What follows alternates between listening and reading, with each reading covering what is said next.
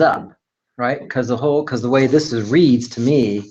What he's done here, now he's getting to the expositional side of the Yeah. study. Uh-huh. So he flipped, as we noted last week. Right. He's flipped his defense of the gospel, which is the first part of chapter 1, with his defense of his apostleship in the latter part of chapter 1. So he's inverted these two. But we're getting into Galatians. No, he's not treating this is an introduction. Yeah, well, you could say it in a sense. I mean, it's later, like in chapter 2 or 3, that he really gets into the whole issue of justification. Right.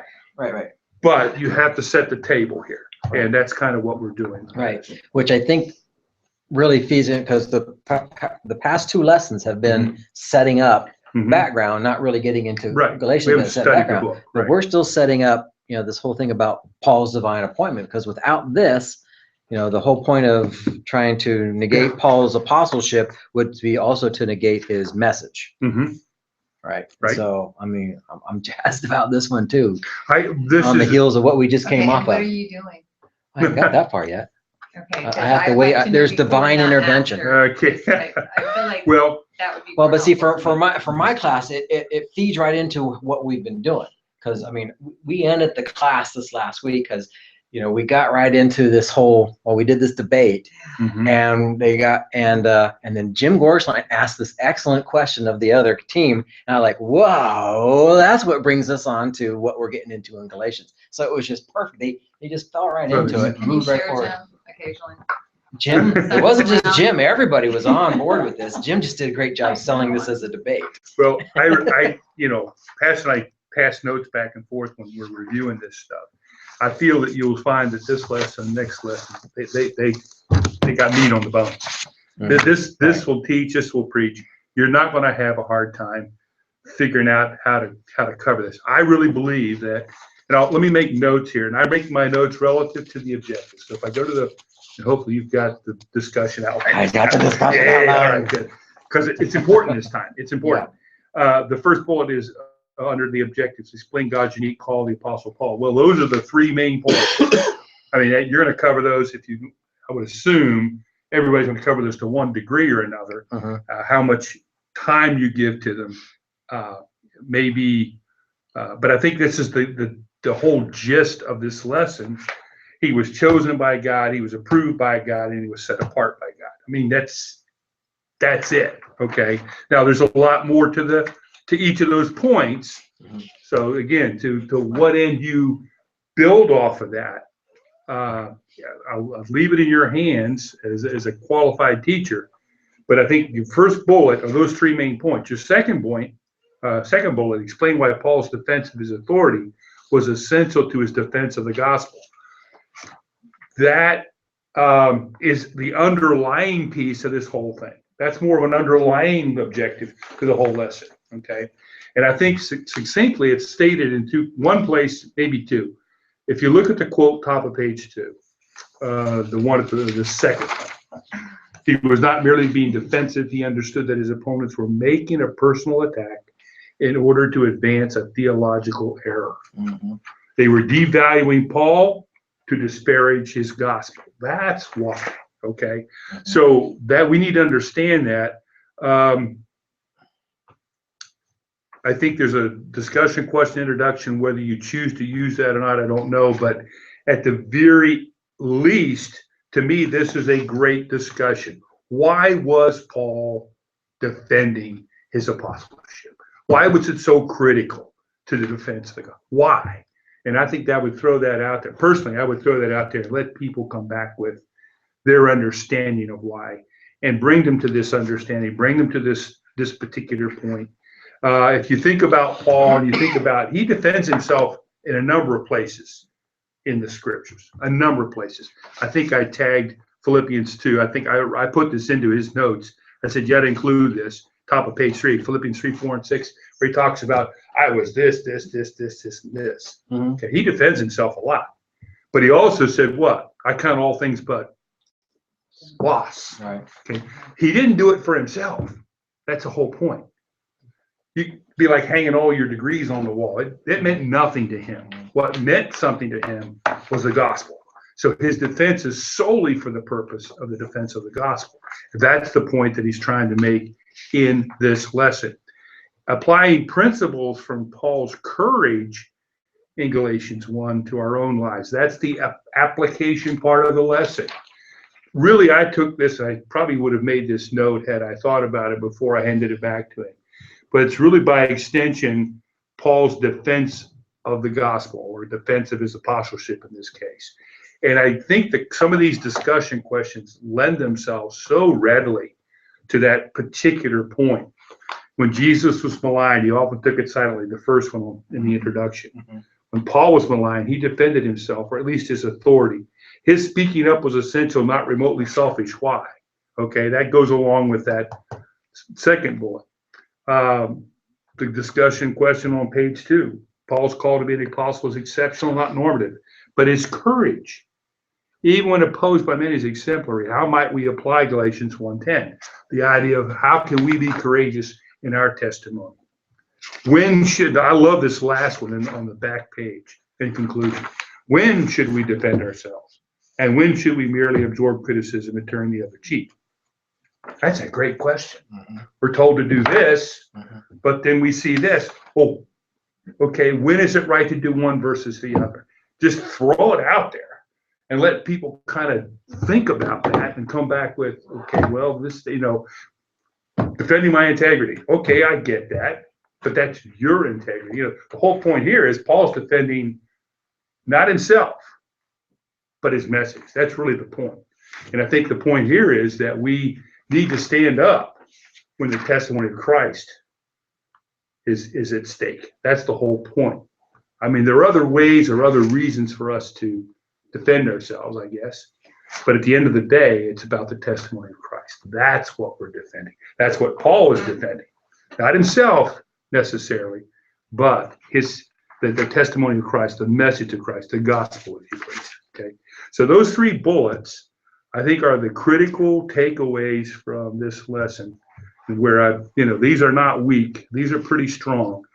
The points in the lesson go right back to that. So again, how much time I would give to this introduction, whether I would even use this as my introduction, is entirely up to you. Okay. But definitely the 3 main points of the lesson, the proofs are there as a sub point of point 3. Paul was set apart. It's a longer passage of scripture. I would certainly take time to read these verses as I was talking to them. Whether I did not put them on the slide, assuming people have a Bible or some reference, whether maybe it's online or something. But if you wanted to take those verses and put them on a slide, that's entirely up to you. But then certainly he draws from those verses as he puts these 3 proofs up here, that Paul was commissioned by God. Paul's life before Christ proves that he was commissioned by God. Paul's conversion proves that he was commissioned, and then his life after conversion proves that he was commissioned. That one gets a little more in the weeds, I say. The 3 alibis that prove he didn't gain any authority from the apostles. That's really, for those that are really into it, that's a good argument, a good study. But I think the real essence of it is just on the surface, these 3 main points here, the point of why Paul was defending his authority and his apostleship, and then what can we draw from this in terms of how we stand up for Christ, our testimony for him. But that being said, what, if anything, hopefully you've had a chance to look at it, think about it. So here's my big question with this. Okay. So why the term apostle? Mm-hmm. Right? Because I understand as far as what they cover we define it here, right? One who is sent. Mm-hmm. But in my mind, if I was in that situation with these other folks that knew that there were apostles, there were the 12, right? -1, +1, that kind of stuff. People who actually were followers of Christ and sent by Christ. Could Paul not have been just as effective in his ministry and not call himself an apostle?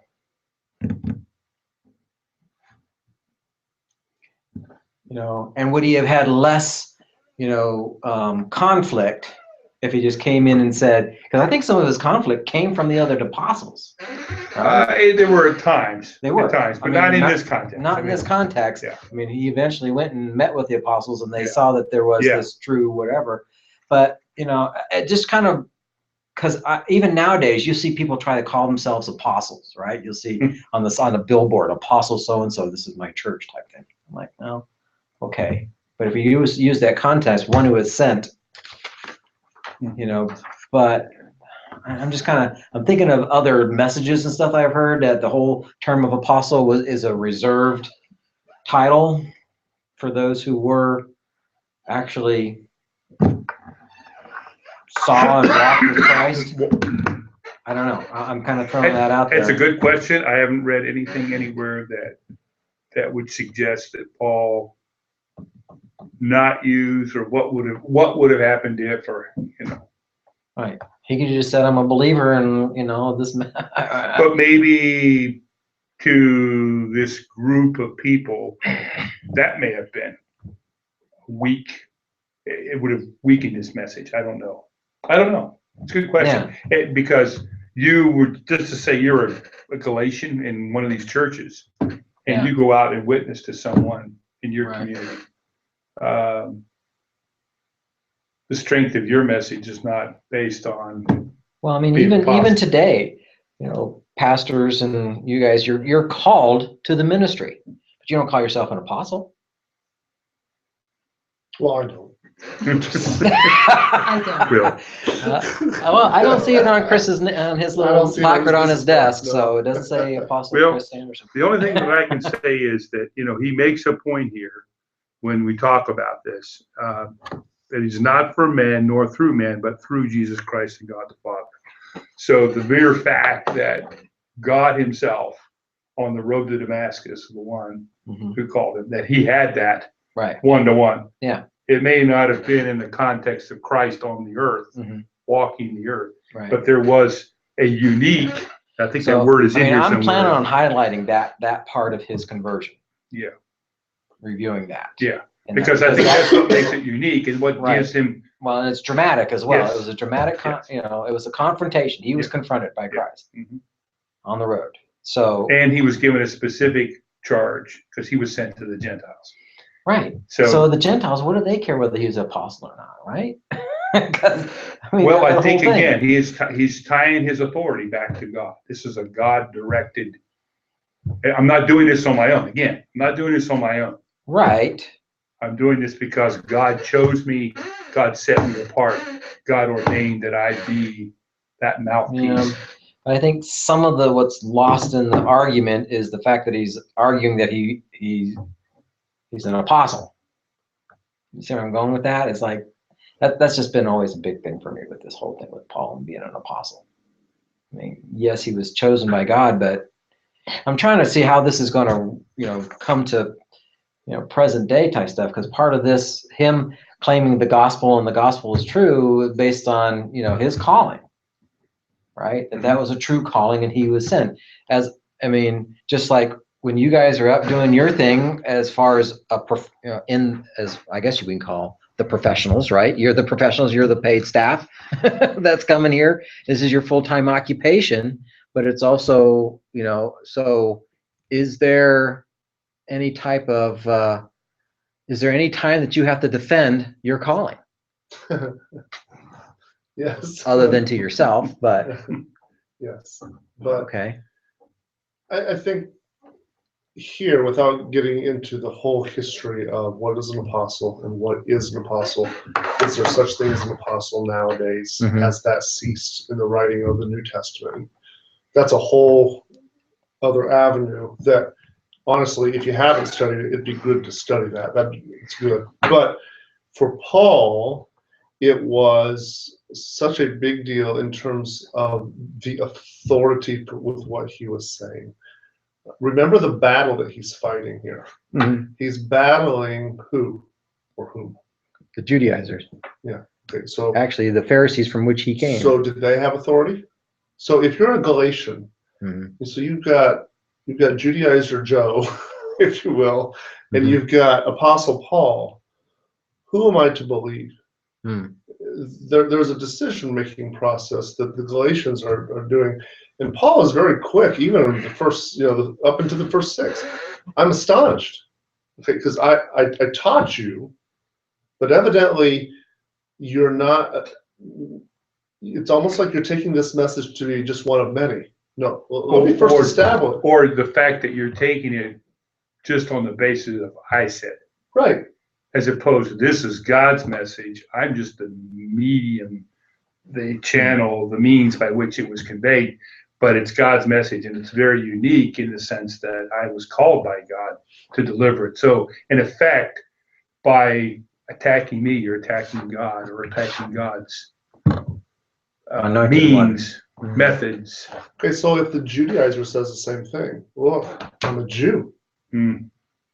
So, in other words, one of the first things that he has to establish is that, at least to this particular group with the problem that they were facing, is that the authority that I am speaking with is coming from God himself.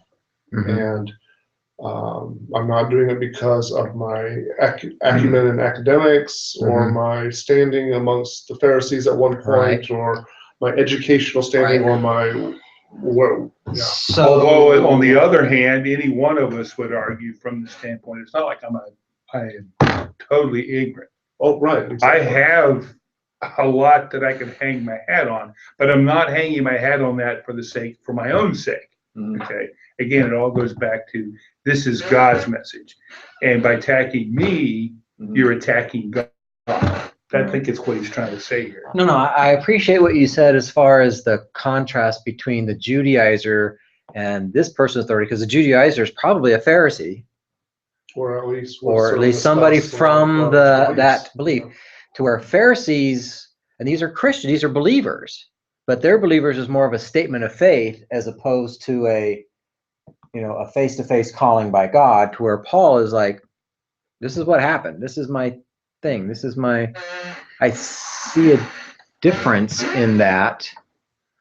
I mean, I'm not arguing that Paul has divine revelation, and we don't really know what happened in that time that he was isolated. No, but I think it comes back to, again, God through Christ chose these 12.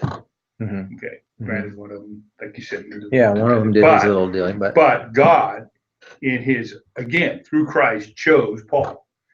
Different circumstances. Yeah. But nonetheless, I think what he's doing is putting himself on that same plane, as chosen gets.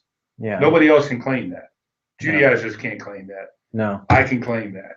Okay. If there's any credence to what I'm saying, you have to understand that I have that. So I think that's where he's coming from, and I think it's why it's so important that they understand that, because I don't know that the Judaizers claim the same thing. And again, he's not claiming it for himself. He's claiming it for it just kind of makes me wonder the timing of the whole thing, right? Because this is shortly after Pentecost, right? Well, yeah. I mean, yeah. Well, within the decade, I guess about a decade later. If that much, then there's right. Then there's Stephen is martyred, and Paul's thing, and then Paul is like going around, and he gets the conversion and has that. I mean, this all happens within from about 30 to about, and then 42, according to the timelines that I was looking at as far as the whole thing. But I mean, we no sooner get done with with the whole 3-year ministry, the death and resurrection, the Pentecost, and the church is getting ready to kick off. What was going on? What was why Paul? Why that time? Why was it that Paul needed to be tapped? Why couldn't the other 12 do it? I know. I'm just throwing. I'm like. That's a great question. I'm throwing the long bomb on this one, but I'm just trying to ask the Lord for some revelation on that one, because that was his choice. I understand, but see, I don't know. You gotta understand. This is what I go through when I'm preparing my lesson. I'm asking these big questions. But again, if you can go look at these proof texts or these proof points, I think there's some great points, especially you think about his life before conversion. Man, he was as zealous on this side Right. as he became on this side. But God knew, I need a zealous man. I need a man who is educated. I need a man who is, right, because I'm stuck with Peter. but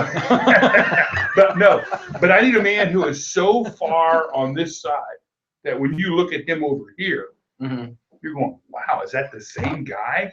Truly, he was converted. Truly. There's no, he was walking down the road, he just, I'll slide over. No, he was so far over here, and he came so far over here. I mean, I'm bringing these things up because the lessons is to talk about his apostleship, right? That adds credibility to the gospel that he's doing. And so these are the questions that come up with me. I'm like, well, let me ask a question and see if it'll help you. Okay. What was the difference between Paul and the Judaizers? Yes. Oh, the Judaizers or the other apostles? Paul and the Judaizers. Paul and the Judaizers. The difference? Yeah. Was there any difference? As far as in other words, you're a Galatian believer, you're a brand new believer, you're in one of these brand new churches, and Paul has shared with you the gospel, you get saved, you're part of this local body of believers. Just a few short years later, Judaizers come and proclaim, hey, we're so glad for you, but you need to, if you take a look at this list here, if you could also do B, C, D, and J, that actually, did Paul talk to you about that? Yeah. No. Okay, well, you actually need to do this too. That's next week's lesson. But that establishes why Paul had to establish his apostleship. Because there has to be. So you're saying he's trying to establish his authority over anybody. Absolutely. Everybody and else. It's not based on his credentials, even though he could, and he has said, even though I could base it on my personal credentials. Right. Well, by man standards, he and the Judaizers had the same credentials. Well, he would actually have more. I think he would have more. He would have more, humanly speaking. He was an upper echelon. I mean, he was. If he wanted to land, this is what's unique about Paul. If he wanted to land solely on his human credentials, nothing else, not the blessing of the previous Paul, not anything else, he actually rose above the Judaizers. But he chose not to. Now you're saying, in Acts, the Judaizers were the Pharisees that were believers. Yes, true. So he comes from the same sect. Of the Pharisees, right? Where was he landing? He was top echelon. I mean, it's sort of like saying they're all senators. He says that I'm a Pharisee of the Pharisees. Right. So if you're talking about a senator, Joe Biden was a senator for 40 years. Right. Okay. So in other words, he's a senator of the senators. He has been there. He has the gravitas. So if he wanted to, he could say, I have it. But he didn't use that as his basis for why his message is to be believed instead of the Judaizers. My authority rests with God. And this gets into even chapter 2 as you read through there. He doesn't just stop here at verse 24. It actually carries over. I mean, we stop at chapter 1, but it carries over. And he takes what would seem to be an inordinate amount of time establishing his credibility and his foundation. Because, and if you look even at the conclusion here of the message, if that's gone, then who cares what he says? And I agree. And I think too, to some extent, this is between his first and second journey. The second and third Advent, none of his life has happened there. So this is all he has really by any way of, if you would, ministry. Right. This is his first. Yeah, it's kind of like he's still green in. He will become, by the end of his third missionary journey, the man. If you follow what I'm saying. Yeah. To this point, he's not the man. So I think there's, in the eyes of some, who is this guy? I mean, he's got a lot of zeal. Yeah. He's got a lot of concern, love, so on and so forth. And he preaches a strong message. Right. But I think there's still a question about his authority. If you have to ask the question of why Paul and not the other apostles, okay, so if you're going to ask that question, of course, that's a different question, and I would agree with Tom in the sense that, and he joked, but it's actually ask God, because at that point, that's God's calling. In other words, that's I choose you, Paul. Now, why? Well, we probably have fairly good ideas based on his resume. Yeah. And a whole lot of other Right. factors that we've discussed actually here on page 4, I believe. Right. There's other evidences as to why we think God chose. Ultimately, though, Hey, if it was my call, I'd have made the same call. Because I got a bunch of fishermen over here that don't know, that don't really, aren't versed in the. Yeah, it'd be Paul, yeah, just on the surface of it all, Paul would be more readily accepted among Gentiles than what any of them would be. Well, not only that, but I mean, what Paul brings to the ministry is his knowledge of. Yes. And to be able to look at that and say, oh, this was all for this. I mean, that's a much better argument to say, oh, well, these other guys, well, we hung out with Jesus for 3 years and he taught us all these things. And I don't know. I understand. But we're looking at, again, we're looking at human credentials like we would if I was hiring somebody. That's the things I would be looking at. That's all I've got to hang my hat on. But, you tend to weigh things in terms of years of experience too. Right. So you've been doing this a long time. Yeah, that carries a little more weight than somebody that's, I have to weigh whether I want that experience, whether I want somebody that's, young and got a little fire. So you're getting a glimpse in how I prepare because this is what's going to get them to start. I mean, I come at this angle, I'll break this down, but we'll come to this conclusion. I'm not bringing it up to bring it away from it. I'm bringing it up to say, what's the description? As long as you don't let this, as long as you let this go down a rabbit trail. And don't look at the clock. I got 5 minutes left. No, so see, this is how I control rabbit trails. Yeah, okay. Right? I have a. This is there. What you were waiting for. Right there. These little cheat sheets. This is what I give the groups that says you have. Week or this week? No, this is this past week. Yeah. No, I haven't done one for this week yet. So, at any rate, this is good. This is good. Any other at this point? Any other thoughts? Any other ideas? Any other observations from anything you've read? Like I said, there's anything jump off the page at you is the way I like to put it. Just to grab you and say, boy, that's really a powerful statement, powerful point. I think you get the gist of where this lesson's going. I don't think you have any problem teaching this one. Any problem getting the point across. There are a number of ways you can go about it. The thing that again, I just challenge you to think in terms of how can I engage my audience in some good discussion without running rabbit trails. Not that you do. Just say any question can take you off at a place you don't want to go. I start in the rabbit trail and come in. You're out in the weeds and you bring them back. Okay. But that's right. But I just say you've got to engage people. And really, if you think about it, I don't want to be talking for 45 minutes. I just don't. Might be challenging with a group of teenagers. Well, I mean, obviously, this kind of conversation probably will not happen. No, I don't think it's going to happen. No, but there are questions that you can ask that can stimulate some conversation. I've always thought about this. Who would be a comparable? I don't know. I've always sort of stumped myself. Who would be a comparable contemporary that? Good point. If someone got saved, like it's hard for me even to pick out a name, but. Maybe someone, if we use someone like, throw out Adolf Hitler. Can you imagine Adolf Hitler then proclaiming, I now believe in Jesus Christ and he is my savior and I rest in him alone. Or, you could pick a number of different people. Or ice somebody from Bin Laden or somebody that's so religious to a zealous, they're willing really to extreme, persecute and kill, and then now suddenly they're going, actually Jesus Christ is the only way. Yeah, imagine if Bin Laden had come out and said, kill me if you must. I understand. But I've put my faith in Jesus Christ. Enough.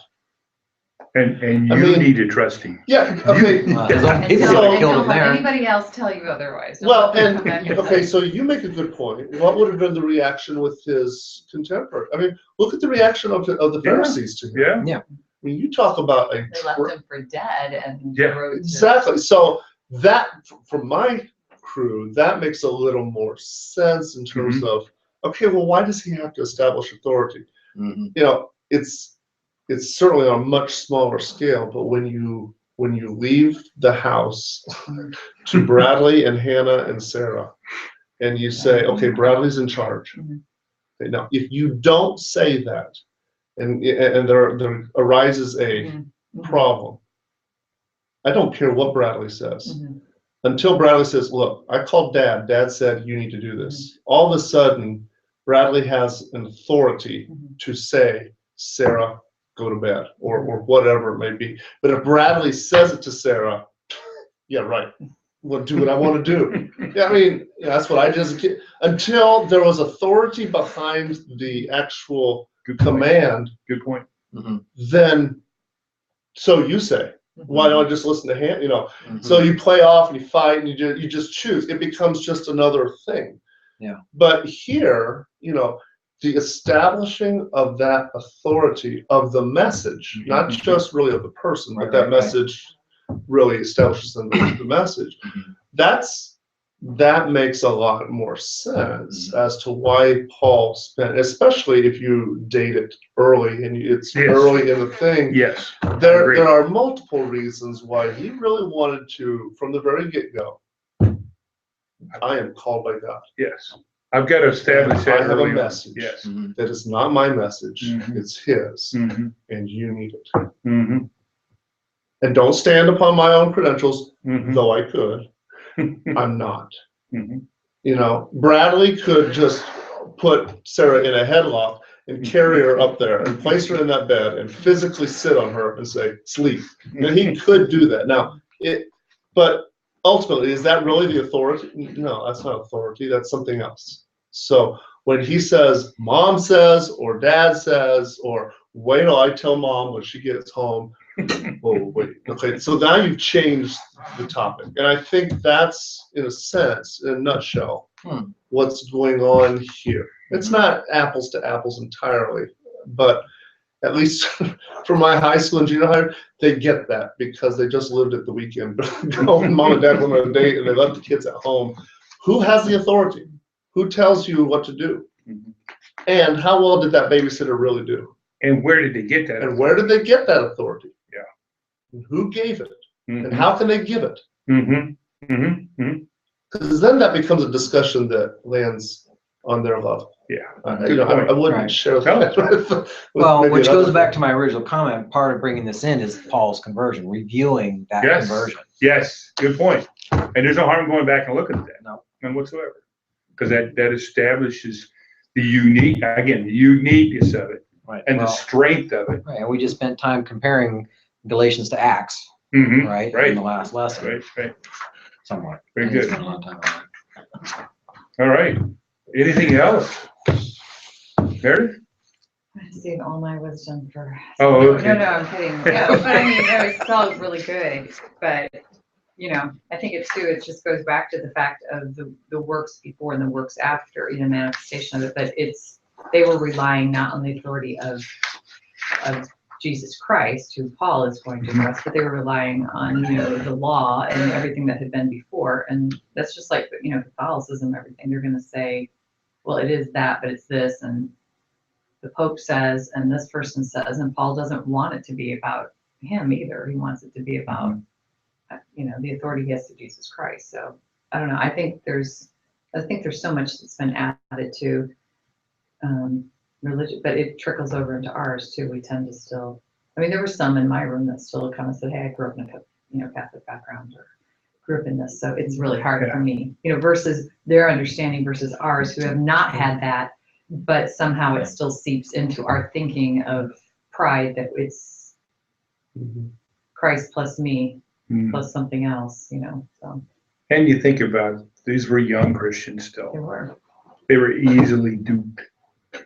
Right. You know, we can. It's no. I mean, I can understand Paul's just being aghast. These are my children. How is it? Well, not even that. It's like, how could you not understand the message? What I told you is this, and now these guys are coming along and telling you you've got to do stuff to get it, and I told you it's just. Next week is going to be a good one to follow up on this one. It will be. I can tell you. But you know, as far as what you were saying, Meredith, as far as setting up, I mean, this last lesson we really set up that why the Judaizers were saying what they were saying is because that was the tradition and the culture at that time. That's what was known, and the Christian, and I had to get people to start thinking about Christianity is the new kid on the block. You know, we take it for granted, like, oh, this has been around forever, but this is new stuff. We're saying that as Gentiles. And right. I pointed that out too. We're all Gentiles. We're pretty arrogant Gentiles. That's right. But imagine for the Gentiles who have not had the gospel and they suddenly get this gospel, but then somebody comes along like a Judaizer who's been immersed in the law and they're saying, like you said, did you know about this? And they're all of a sudden like, oh, I didn't because I've been a Gentile in my life. Oh, right, but exactly. Oh, you had circumcision. Oh, and there's I just didn't know about that because I wasn't allowed. Paul, skip that part. What's up? And the scriptures they had were still the Old Testament as we think of. Right. You know, Right. So, The Torah. That's all they Now have. it's a new thing. Like I'm allowed to hear the gospel and I'm allowed to get circumcised, and that's going to just double. That'll make me better. Right. It's going to make me really tie it all up. Yeah. hey, now I can get into that whole I don't Jewish club. smoke, I don't chew, I don't go with girls that do. Yeah, I know. You can also go into the workplace. Oh, yeah. So you have the official manual of how things are supposed to happen. Okay, and then you got Secretary Susie, who's actually that says this. No, we don't do that at all. We don't do that. We don't do that. But it's not in the book. But you better do. Okay, so now you're sitting there going. Well, to get in really good with the boss. To get really good with the boss, make sure that you. So there's this unstated rule, and I think in some ways the Judaizers will bless your heart. From the southern standpoint, bless your heart. They will tell you well, I mean, this is a great start, good start. BJ. God, I'm telling you, I can give you history of my own family. God's blessed me. It'll bless you too if you do this. And I don't think in many ways that they were doing it. Some of them were, but I don't know that in some ways they were doing it maliciously. I think some of them were. Yeah. But because they were undermining Paul, but they were so tied to their tradition. Right. That they equated that tradition and religion, and actually, it's the one and the same. What's your religion? Well, it's what I do on, it's Saturday. It's tradition. And in a certain sense, we live in the South. Sometimes, the tradition of going to a building that has a steeple on a Sunday morning, they're done that all my life. Yeah. Now, could you tell me about Jesus Christ? Well, yeah, he was born as a baby. What about salvation? Well, I've been going to church. Right. Well, it's more than that. That's sometimes the hardest people to get saved. Well, the parallel would be today are the people who were raised in the church who think they're Christians. Yeah. So these Judaizers, we believed in God all of our life, generations. Gentiles don't know that part, right? They're mostly a superstitious people, coming from a Celtic background and all that kind of stuff. We really spent time in that. Well, and you look at us today, even in our churches, you throw a discussion of music on the table, people will go to the death for that over even, sometimes I think even the gospel. The core of Jesus. I think they're just willing to, that becomes, and that starts identifying though, I think the part of us that tends to add to, this is part of what a Christian looks like is if they have this. And I'm not saying there's not, like I was trying to tell the class at the end, the freedom that we talk about in Galatians is not the freedom to I'm saved and now I can, and we just remove all of those because it's just like a tree, the fruit that comes out because it's from within and it's not something we tape on or put on and say, isn't that beautiful? But it's the same type of concept of thinking is where we start making certain things more important or equal to the gospel. Like, standards then become equal to and just as great of importance as the gospel, to the point that people will fight and become divisive and prejudiced against one another over those. And that's where it's really amazing.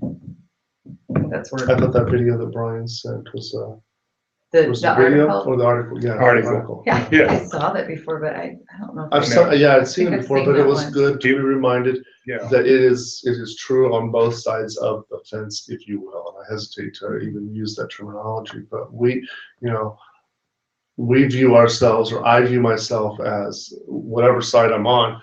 Oh, bless their hearts, they really struggle with legalism. And I've got 4 fingers pointing back at me. I struggle with the very same thing. And, we talked about this even last week. It's so hard for all of us, myself included, to think that I actually could possibly struggle with legalism. And prejudice. And racism, prejudice. It all boil. I mean, at the end of the day, when you filter it all out, it's really pride. I mean, it's just it's at its very root, it's pride, and it's just I've got to be part of the equation of this, So it's going to be good. I'm looking forward to we do get to the Peter discussion, don't we? I think I saw that in the review where we talk about his that's later. treatment of or his reaction to the Gentiles joining. Yes. Things like Paul's that. rebuke of the Apostle Peter. It's lesson 6. Yeah, some of those will be fun discussions because it just shows the humanity of all of us, of how we treat things. So just when we think Anybody? we figure it out. I didn't ask. I've never asked. I usually just decide on a Sunday morning, but I'm trying to get around and observe. Anybody? Greg Up to it? once.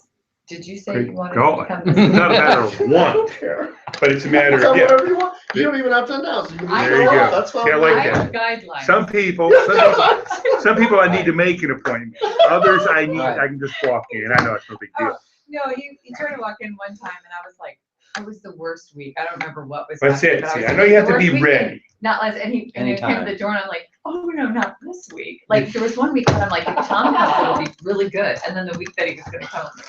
See, I just don't know when that week's going to be, but I'm just going to need you to tell me. I will know about 9. You gotta come. You've got to come today. I got a great lesson. I'll Okay, know good. about 11:45. Okay, well, you let me know at 11:45. You just peek in that window. I'll do that. I'll come in for a cup of coffee and a cookie, Yeah. and I'll say, "You ready I think today? Jack You Stewart good today?" came in for coffee, and I was like, if you're going to Really? get coffee, you're going to have to stay.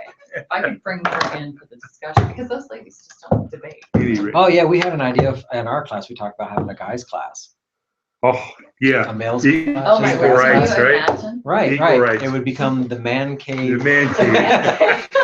We'll all have a bunch of lazy boy recliners. That's when we do the home ec room. Yeah.